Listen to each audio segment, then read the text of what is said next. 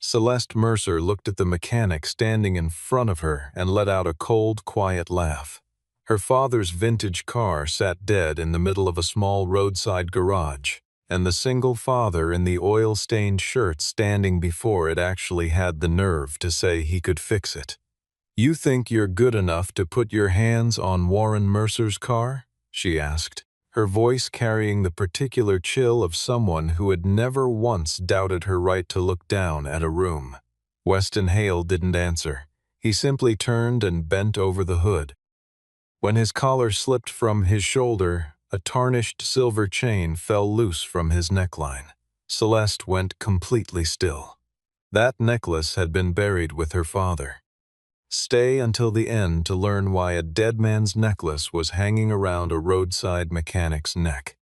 Detroit in November had a way of making everything feel heavier than it was, the sky sitting low and colorless over the highway, the city's old industrial bones showing through frost-stripped trees lining the outer roads like something refusing to be covered. Celeste Mercer knew this cold well. She had grown up in it, had learned to read a boardroom the way most people read weather, had spent the better part of a decade turning Mercer Motors from a grieving family legacy into a company that still mattered in an industry, doing everything it could to make legacies obsolete.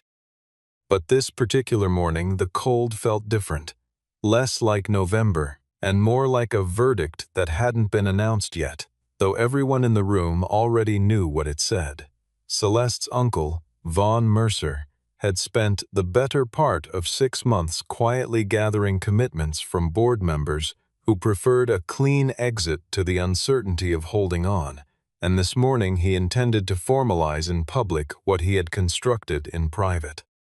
A vote to sell the Mercer brand name, the intellectual property, and the manufacturing contracts to a foreign investment group that would hollow the company into a luxury nameplate with no real production floor beneath it.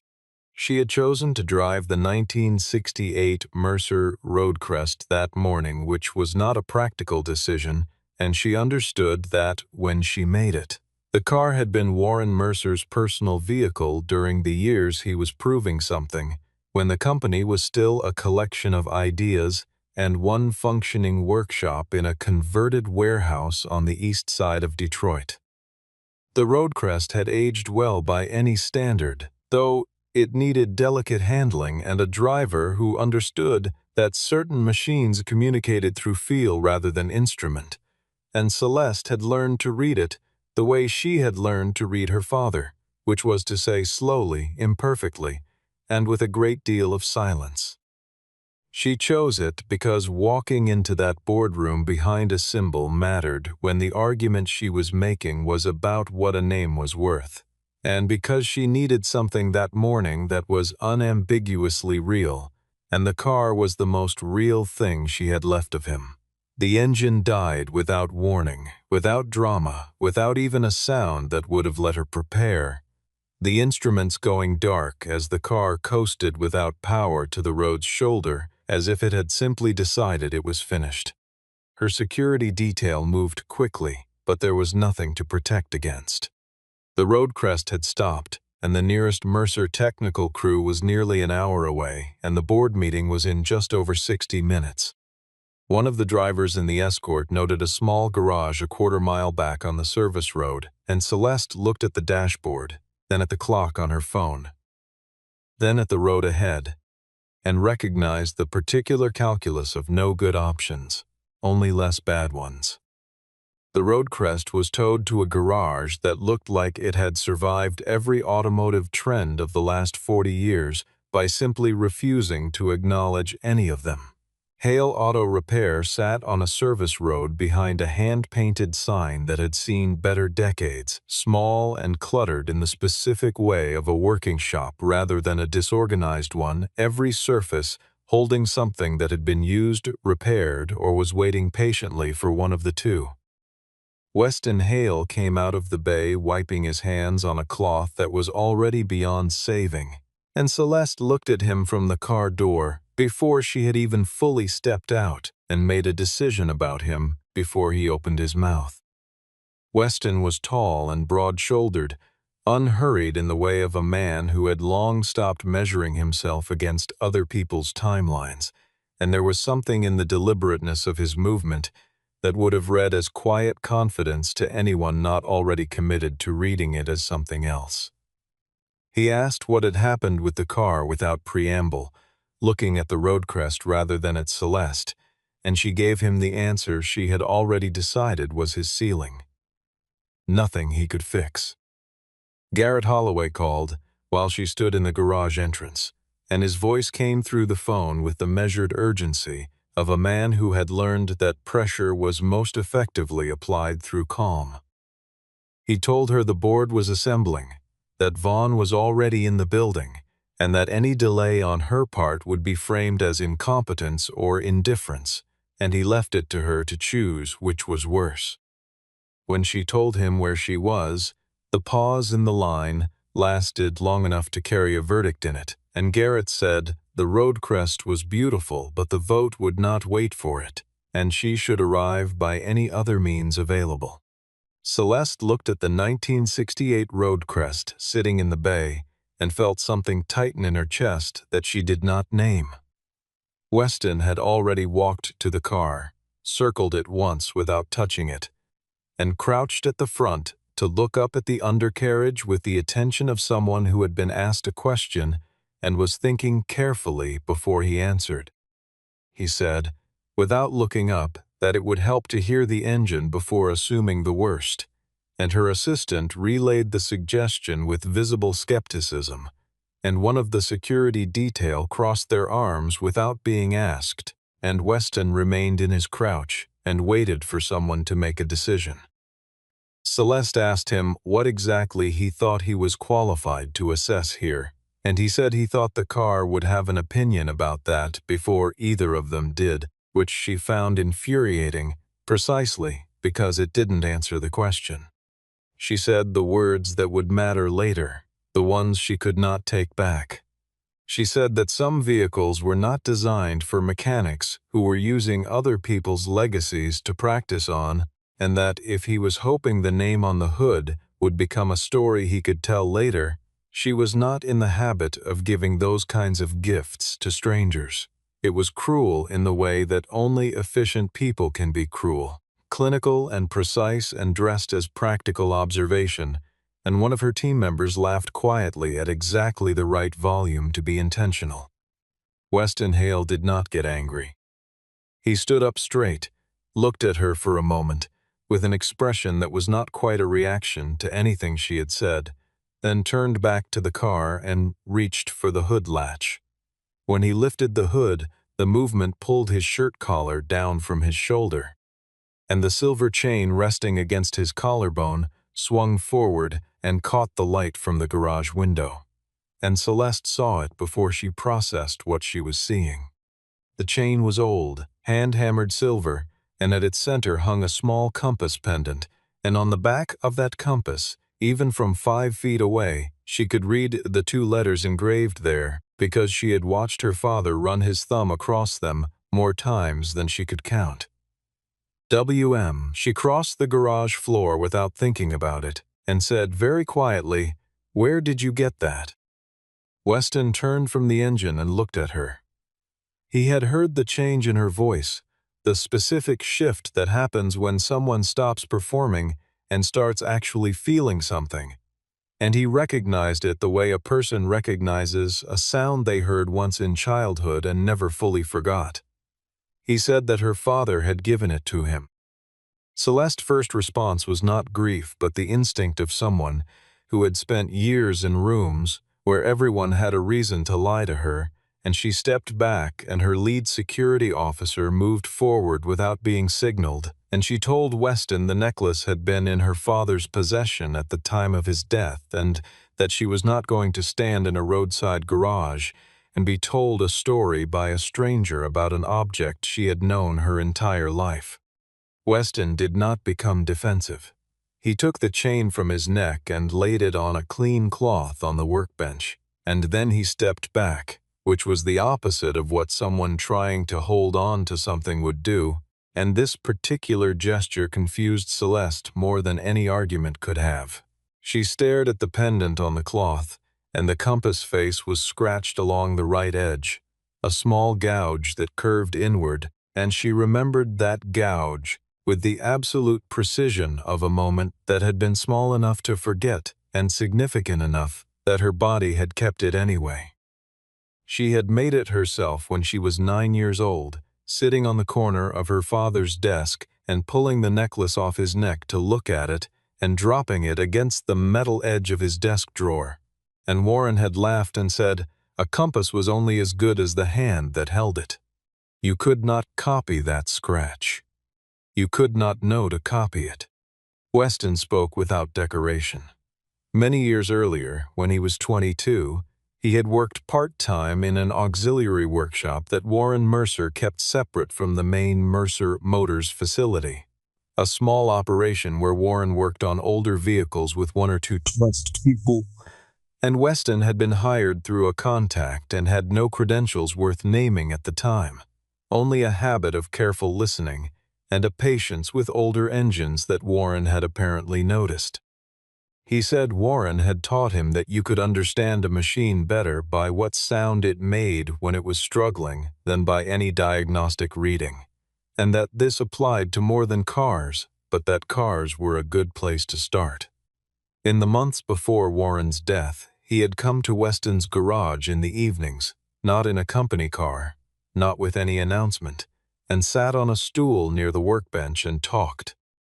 He had told Weston that his brother had been making arrangements to sell the Mercer name. Arrangements started before Warren's health had fully declined, and that the documents protecting Celeste's authority over those decisions had been buried in legal language that Vaughn and Garrett Holloway together had rendered nearly invisible. He had placed the compass chain in Weston's hand on a Tuesday evening in October and told him that, if a day came when Celeste was being pressured to sign away Mercer, Weston should find a way to reach her. Not through lawyers, not through official channels. Through the car, through the compass, through the place where Mercer had first been built. Celeste stood in the garage for a long time without speaking, and when she finally looked up there were tears on her face that she did not wipe away, and she asked in a voice that had lost all its earlier sharpness why her father had not simply told her any of this himself. Weston said Warren had believed every official channel around Celeste had been compromised for longer than she knew, that he needed someone outside the family with no board seat and no financial stake, someone Vaughn would never think to look at. He pressed a small mechanism along the edge of the compass face, and the front panel opened, and inside the hollow of the pendant was a thin metal insert, engraved with a set of coordinates. Weston turned back to the road crest with the compass still in his hands and examined the engine with the focused attention of someone reading a document that had something specific to say. What he found was not mechanical failure. The engine itself was sound. The ignition relay had been partially disengaged, pulled just far enough from its contact point to prevent the circuit from completing, carefully enough that it left no obvious sign, unless you were looking for the right thing in exactly the right place. It was the work of someone who understood the car's architecture, not a casual tampering but a deliberate decision, and Weston showed Celeste without commentary, holding the connector in the light, and explaining that whoever had done this knew the relay's specific function and had chosen it precisely because its disconnection would leave no warning indicator. He also found a calibration tag under the air filter housing, a modern adhesive tag of the kind used by certified maintenance crews, with a scan code that did not belong to any part of the Roadcrest's service history. Celeste thought back through the morning. Garrett had requested a safety inspection of the Roadcrest before she drove it, framed as precautionary, a matter of protocol, given that the car was vintage and the roads were cold, and she had allowed it, and the crew had been in the garage for less than 20 minutes, and she had been inside the house when they were there. Delaney Brooks, Celeste's personal attorney, arrived at the garage 20 minutes after Celeste called her and came in fast and quiet and looked at Weston with the wariness of someone who trusted her client's instincts less than her own, which meant she trusted nothing at all yet. She looked at the connector, looked at the tag, looked at the compass on the bench, and became carefully still in the way of someone who has recognized that what she is standing in front of is either very important or very dangerous and cannot yet tell the difference. Weston reconnected the relay, and the road crest started on the first turn of the key, the engine rising from silence into its low, even rumble, and filling the cold garage air with a sound that moved through Celeste's chest in a way that had nothing to do with mechanics. It was the sound of early Sunday mornings in her childhood when Warren would bring her to the workshop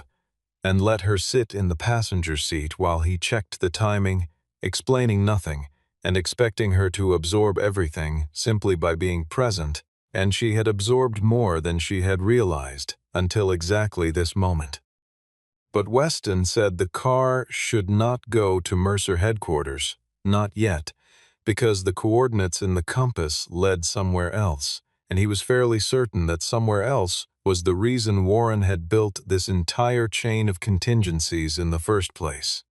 Delaney asked how long the detour would require, and Weston said less than 40 minutes if the coordinates led where he suspected. Celeste looked at the board meeting on her calendar and the compass on the bench and recognized that arriving at the meeting empty-handed was not actually a safer choice than arriving late with something real.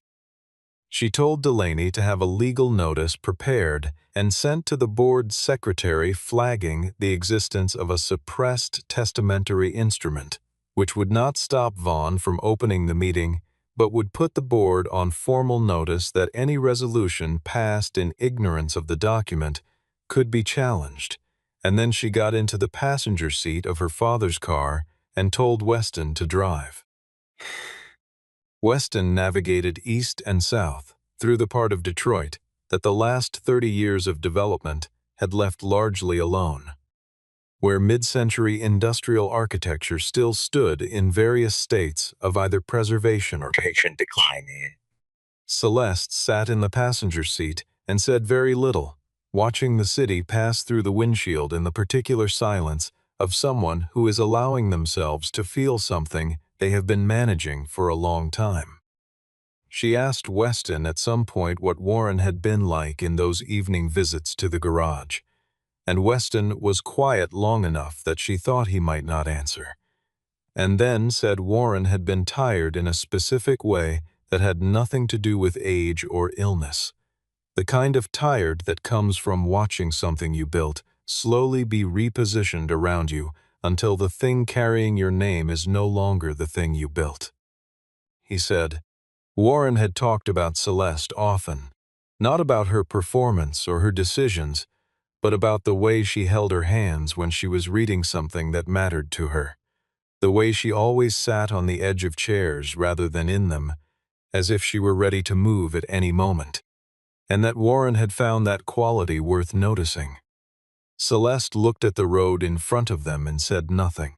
The building the coordinates resolved to was a single-story structure behind a chain-link fence on the edge of a former industrial block. The sign over the main door had been repainted sometime in the 1980s, and not since, the letters still spelling out the original name of the operation that had preceded Mercer Motors by about 4 years. Vaughn had told the board this property had been sold decades ago as part of a portfolio restructuring, but in fact it still belonged to a small holding company that had never been formally dissolved, a company whose only documented asset was this building and whose only documented principal was Warren Mercer. Weston found the lockbox at the base of the building's sign exactly where the coordinates indicated, behind a rusted bracket, and the metal insert from the compass fit the mechanism inside, and inside the box was a key and a folded piece of paper in Warren's handwriting. The note said only that if she had come this far with the compass, She was ready to hear what he had not been able to say while he was still present to say it. The interior of the workshop was colder than the street outside, but intact in a way that suggested someone had maintained it without using it. The light through the high windows sufficient, and the surfaces preserved under a layer of carefully managed stillness. There were photographs pinned along the eastern wall, black and white, and a few in the washed-out color of mid-century film, showing people working at benches and presses and standing beside cars in various stages of construction, and in one photograph a young man stood at the back of a group shot, hands at his sides, looking at the camera with the expression of someone who does not yet know they will matter to the story being documented. Celeste looked at the photograph and looked at Weston and said nothing. At the center of the room on the main work table sat a locked steel case, and the compass opened it, and inside were a sealed data tape in an archival housing, a handwritten document with a notarial seal, and an envelope addressed to Celeste in Warren's hand with a notation on the back that read, "For the day you need it more than I need to be right." Brielle Dawson, the archival specialist Delaney had called en route, arrived within minutes and confirmed that the notarial seal matched documentation registered under Warren Mercer's private legal authority before his death. To play the data tape they needed a reader, and Brielle looked at the tape format and then at Weston and then at the road crest parked outside and said the format was consistent with in-vehicle archival storage used in 1960s luxury builds. Weston went to the car without being asked. The reader was embedded behind the dash panel in a compartment that Weston had known was there and had never opened, because Warren had told him the day it was opened was not his to decide.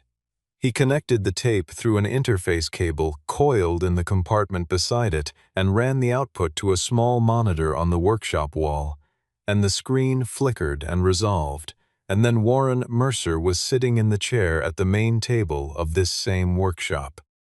He was in the clothes he wore when he was not performing the role of anyone, shirt with the sleeves pushed up, collar open, the compass chain visible at his throat, and he looked tired in the way Celeste remembered from the last years of his life, when she had read that tiredness as disappointment and had spent considerable energy trying not to be its cause. Watching him on the old screen in the cold workshop, she understood it had never been about her. Warren spoke without preamble and without the careful language of a man composing for posterity. He said that if she was watching this, it meant Vaughn had reached the point Warren had feared and could not prevent while he was alive, and he was sorry for the indirectness of all of it, sorry that the protection he had built required her to travel through a broken car and a stranger's garage, and a locked workshop to find what she should have been able to receive simply and directly. He explained that every official channel around her had been compromised for longer than she knew, that Garrett Holloway had been serving Vaughn's interests for several years while maintaining the appearance of impartiality, and that any document Warren had tried to file through normal legal channels in the last 18 months of his life had been at risk of being delayed, misrouted, or buried. Vaughn had been in contact with a foreign investment group that specialized in acquiring legacy automotive brands and licensing the names without maintaining manufacturing operations, a model designed to convert a working company into a logo, and the workers in Mercer's production facilities would be transitioned out over 2 years, and the original workshop sold and the founding history licensed as marketing copy. Warren had drafted a supplemental bequest. Under its terms, Celeste held absolute veto authority over any sale of the Mercer brand name or intellectual property for 10 years following his death, and if she was subjected to pressure or legal maneuver that removed her ability to exercise that veto freely, the rights would automatically transfer into a protected trust under her sole control. The supplemental bequest was valid from the moment it was witnessed, but required its witness key to be presented as part of any formal proceeding. And the witness key was the compass. And the compass had been given to Weston because Weston was the only person Warren could identify who had no seat at any table, no financial entanglement with Mercer Motors, and no relationship with Vaughn or Garrett that could be leveraged against him. Warren paused in the recording and looked briefly off camera in the way he had when deciding whether to say the harder thing, and then he said it. He said he knew he had not been a father who was easy to read, that he had protected Celeste by keeping her at a distance from the worst of what he knew, and understood this might have felt like distance for its own sake. He said he had watched her grow into someone capable of surviving what he was going to leave her to face, and that he was proud of her in a way he had not said often enough, and was saying now, in a recording in a locked case in a building she would only find if she had already earned the right to be there. Celeste did not move for a long time after the recording ended, and Delaney was writing, and Brielle was documenting, and Weston was standing near the wall looking at the floor with the attention of someone giving a person privacy within a room that doesn't have space for it. Celeste finally walked to where Weston stood, took the compass gently from his hand, looped the chain back around his neck, and said her father had trusted him and that she needed to learn to do the same. He said they needed to move because Vaughn was already in the building.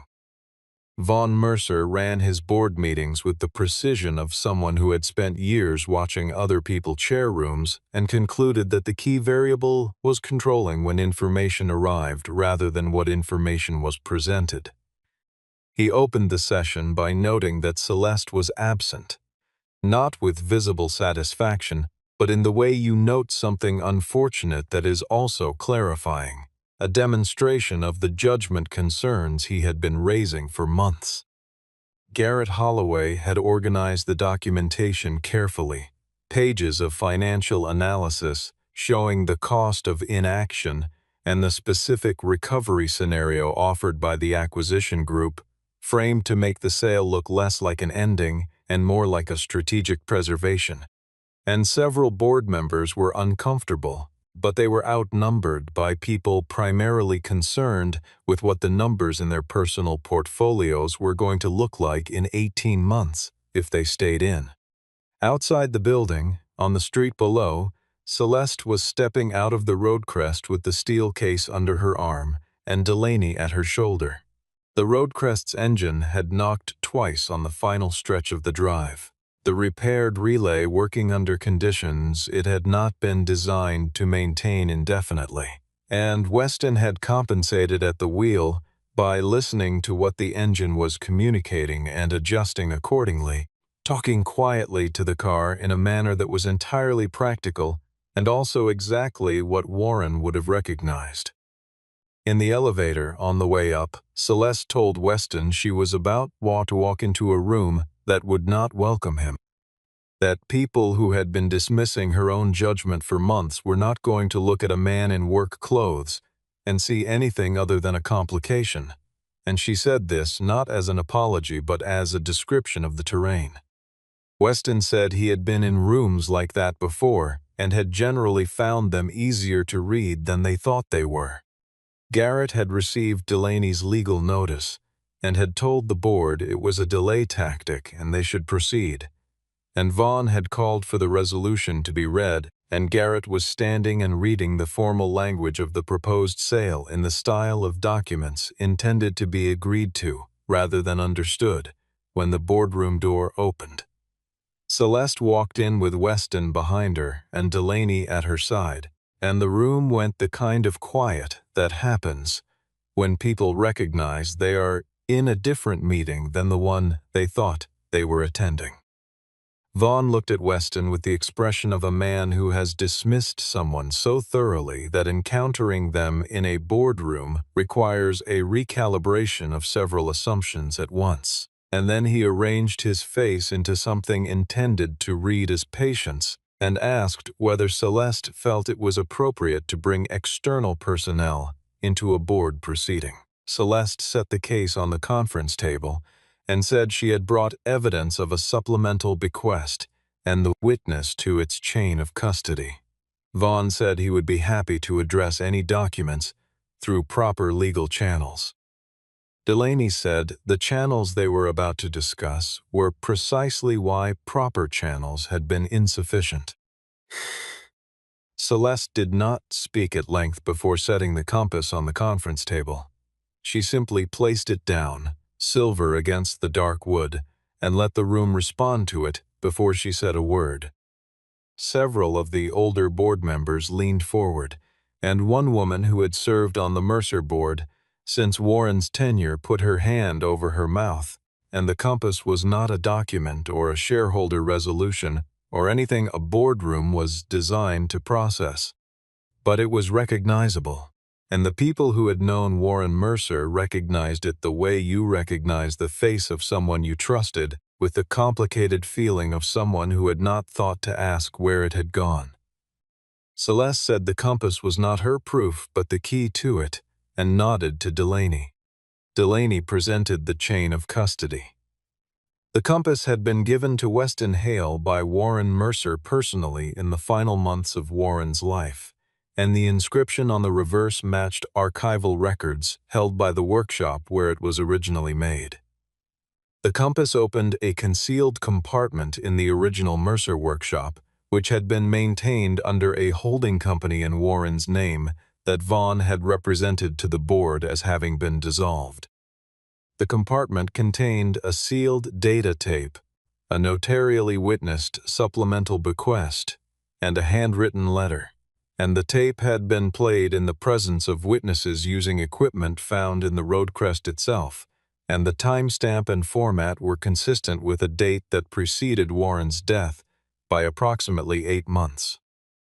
Brielle Dawson presented her archival findings, noting that the data storage format was an analog magnetic tape system not in general use after roughly 2010, making fabrication after the fact extremely difficult without access to equipment that was not commercially available, and that the notarial seal matched a jurisdiction in the Michigan Secretary of State's records under a legal authority Warren had established independently of Mercer Motors Corporate Counsel. Garrett challenged Todd to the presentation with the smooth assurance of a man who had successfully argued the same position many times,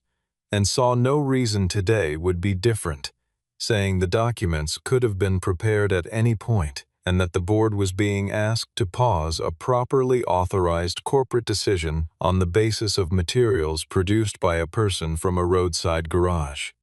Weston set the relay connector on the conference table next to the compass.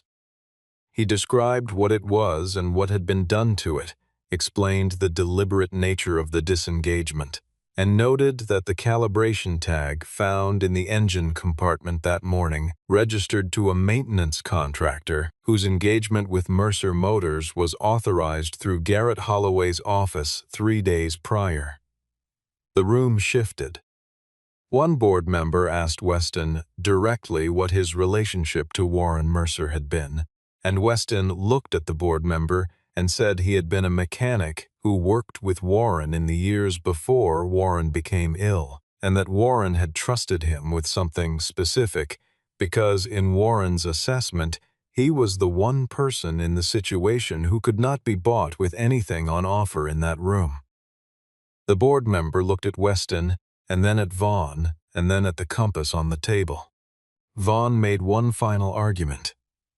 He said the company was facing real financial pressure, and that whatever documents Celeste had found in a storage room did not change the underlying arithmetic, and that Warren himself had understood the necessity of difficult decisions and would not have wanted his legacy preserved at the cost of the company's survival. It was a well-constructed appeal, and it landed on the room with visible effect on the people who wanted to agree with it. Celeste placed the monitor on the table and pressed the control, and Warren Mercer appeared in the boardroom where he had not been present for nearly 2 years, and the room went absolutely still, and several people could not look directly at the screen, and Vaughn looked at it and kept looking, and then looked at the table. Warren said his brother's name once in the recording, near the end, and said he hoped Vaughn had enough left of what they had grown up sharing to understand that this was not the version of the family story either of them should want told. Delaney placed the supplemental bequest on the table and requested that all proceedings related to the proposed sale be suspended pending verification by independent legal counsel, and 3 board members seconded the request before Vaughn could respond. Garrett attempted to reframe the morning before the formal suspension could be recorded. He said the ignition failure in the road crest was evidence of exactly the kind of neglect that characterized Celeste's approach to the company's material assets, and that a CEO who could not maintain her own vehicle could not be trusted with a complex restructuring. He said this with the professional confidence of a man accustomed to redirecting attention, and it worked briefly, which is all such maneuvers need to do. Weston described what he had found in the engine compartment, the precise nature of the disengagement, the specificity of knowledge required to perform it, and the modern calibration tag registered to a maintenance contract issued under a corporate authorization code linked to the office of Mercer Motors' chief legal counsel. Sterling Quinn, the head of corporate security, was asked to join the meeting and confirmed, after reviewing his access log, that the service crew who had inspected the road crest at Celeste's residence that morning had signed in and out under a work order that Garrett's office had issued at 6:47 in the morning. Approximately 11 minutes after Celeste had notified her assistant that she intended to drive the road crest to the board meeting. The timing was verified against the assistant's message log, and the room absorbed the implication at different speeds. Celeste said she would like the record to reflect that if the road crest had remained stalled on the highway, she would have arrived at the board meeting without the documents and without the witness, and that the car's failure at a garage belonging to someone her father had trusted was the detail that had made the difference between the morning Vaughn had planned and the morning that had actually occurred. Garrett had miscalculated the radius of the problem, assumed that any mechanic who received the car would repair it and return it, and that would be the end of the road crest's relevance to the day, and had not accounted for the possibility that the mechanic who received it would recognize what it carried. Delaney formally moved for Garrett Holloway's recusal from all proceedings involving the proposed sale and from any access to Mercer corporate records pending investigation, and the motion was seconded and passed before Vaughn's objection could achieve anything. And after that, the room was quiet in a different way. Not the quiet of people waiting for something to happen, but the quiet of people absorbing that it already had. Weston asked the board for an adjournment of 2 hours and drove Celeste east in the road crest to a small house near the water, where Lawson Drake had lived since retiring from Mercer Motors 3 decades earlier. Lawson was 81 and moved carefully, but his memory functioned with the precision of someone who had spent a life attending to exact things, and he kept 3 old engines in various states of assembly in his attached garage, because the alternative, as he explained without being asked, was a great deal of nothing. He confirmed without hesitation that Warren had executed a supplemental bequest approximately 9 months before his death, confirmed he had been one of 2 witnesses, and retrieved his notarial acknowledgement from a lockbox in the kitchen without ceremony and placed it in Delaney's hands as if it were a very ordinary transaction. Lawson told Celeste that her father had been a man who expressed care indirectly, who had difficulty translating what he felt into what he said, and had spent the last years of his life trying to compensate for what he had not said in the earlier ones. He said Warren had spoken about Celeste with the specific pride of someone who had watched a person develop, without being able to take credit for it, and that Warren had understood she was capable of what was coming, He had simply not wanted her to face it without preparation. He gave Celeste a letter sealed with Warren's personal compass mark, handwritten on paper of the kind used when someone intends for a thing to last. And the letter said, among other things, that Warren did not need her to run Mercer the way he had run it, did not need her to carry his methods or his temperament forward. Only to remember that every person who had ever stood at a bench in that workshop had done so because someone kept a promise to them, and the promise was that the work they did would matter to something larger than a quarterly statement. Celeste folded the letter and did not open it again in front of anyone. Lawson looked at Weston as they were leaving and said that Weston had carried the compass long enough, and that the carrying was not the whole of what Warren had asked of him,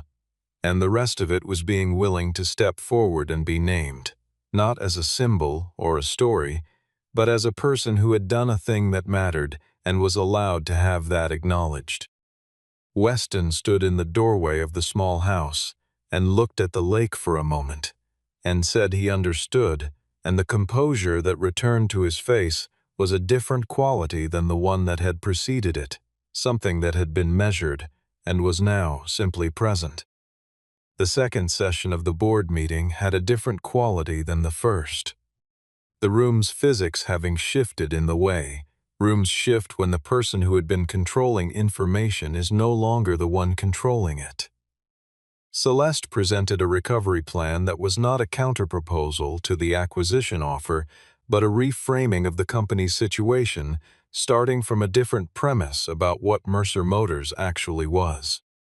She proposed freezing the acquisition negotiations immediately, initiating an independent audit of the financial representations Garrett had made to the board over the preceding 6 months, divesting a set of non-core assets identified as liquid without affecting production capacity, and reorienting the development program around a restoration and continuation of the original Roadcrest platform. She answered every pushback without flinching and without sentimentality, saying the audit would create uncertainty for anyone who had been producing unreliable numbers, and that was a feature rather than a problem, saying the Roadcrest restoration was viable, precisely because consumers in the current market had become increasingly capable of distinguishing between a brand that had preserved its identity and one that had traded it away and was trying to reassemble it from licensing agreements and goodwill. Vaughn said she was being emotional, not cruelly this time, but in the tired way of a man who had been waiting for her to prove him right, and was finding the experience less satisfying than anticipated. Celeste said he was correct, she was being emotional, and that the emotion in question was the specific feeling of watching a room full of intelligent people talk themselves into discarding something irreplaceable because they had confused its difficulty for evidence of its expendability. She said she had learned that morning that her father had trusted a man outside this building more than most of the people inside it, and that she intended to spend time understanding why and applying what she learned. Delaney confirmed on the record that any resolution to proceed with the acquisition while the supplemental bequest was under review would expose every voting board member to personal fiduciary liability, and the room absorbed this at different speeds, and the vote to suspend the acquisition passed, and the motion to initiate an independent audit passed, and the confirmation of Celeste's executive authority through the restructuring period passed. Vaughn did not vote against any of these. He did not vote at all. He sat for a few minutes after the session ended, and then left the room in the manner of someone who has decided the conversation they came to have is no longer available, and that arguing with a closed door is a particular kind of defeat they are not willing to perform in public. Celeste looked at Weston, standing near the back wall in the clothes he had put on to go to work in a garage on an ordinary Tuesday, and said she had spent the morning dismissing the one person her father had entrusted with everything he could not say out loud, and that she was sorry, and that the apology was inadequate, but it was real. Weston said the only apology she owed was to the plan her father had made, and the way to pay it was to execute it. Celeste approached Weston 2 days after the board meeting with a formal proposal, a part-time consultancy arranged around his existing schedule to serve as technical integrity advisor for the Roadcrest Legacy Project. The project would restore and continue the original Roadcrest platform as a working production program, incorporate a training apprenticeship for young mechanics focused on vintage and classic automotive restoration, and document the full founding history of Mercer Motors, including the names and contributions of every person who had worked in the original workshop. His role would be real, not ceremonial, and would require him to be named publicly. Weston's first response was no, and he said he had no interest in being turned into a story that served a corporate rebrand, and that his name on a press release was not something he had worked toward or wanted. Celeste said she understood exactly the version of yes he was refusing and was not offering it. She said she was offering him the ability to ensure the program was built the way it should be, rather than the way someone in marketing would build it without him, and that the difference between those two outcomes was significant for the people it would affect. He considered this for longer than the no. Piper arrived at the garage after school in the middle of the conversation, 8 years old and entirely direct in the way of children raised by someone who finds indirection exhausting. And she looked at Celeste with open evaluation and asked whether she was the CEO whose car her dad had fixed. Celeste said yes, and Piper said her dad was good at fixing things that other people thought were too old to be worth it. Celeste crouched to Piper's level and thanked her for letting her father spend the day on a complicated job. And Piper said that was fine because her dad always came home from complicated jobs in a better mood than easy ones. Weston agreed to the consultancy with 3 conditions. The first was that his schedule would always accommodate Piper's. The second was that Lawson Drake's name and the names of every documented member of the original workshop would appear in the program's founding materials before any other name. The third was that the garage remained his, independent, with no Mercer branding or corporate affiliation because he had built it as a place where cars that needed listening to could come and be listened to, and that function was not for sale. Celeste agreed without qualification to all 3, and she left the Compass with Weston that afternoon, telling him it belonged in the hands of whoever was going to keep telling the truth about where the car came from, and he kept it. Several months later, the original Mercer workshop reopened as the Warren Mercer and Lawson Drake Heritage Center, a name that appeared on the restored sign over the door in letters that were plain and readable rather than designed. The interior had been preserved and refreshed in the way of someone who understood the difference between restoration and renovation. Restoration respects what something was while making it functional, whereas renovation only respects what someone in the present thinks something should have been. The benches were the same benches, the window light fell at the same angles, and the smell of the place was oil and metal and cold morning air, and the accumulated attention of people who had done precise work there for a long time. The Roadcrest stood at the center of the main floor, mechanically renewed but not cosmetically perfected, the scratch along the hood trim still there, the wear on the steering wheel leather still there, the small compass impression worn into the dashboard by decades of contact with the pendant, while Warren drove still faintly visible. It was a car that had lived in the world and intended to continue doing so. Celeste addressed the assembled crowd, roughly 200 people including board members and engineers and apprentices, and retired workers who had come from distances that required planning.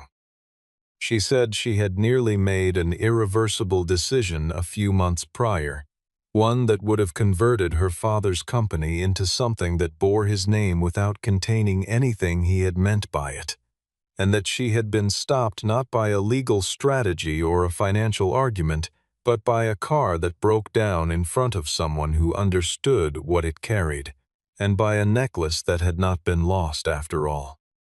She announced the Warren and Lawson Fellowship, a program supporting the children of working mechanics through education in design and restoration, and she said Mercer had not been built in a boardroom and could not be saved by one, and that every name on the founding wall of this workshop had contributed something that no acquisition agreement could transfer because it was not transferable,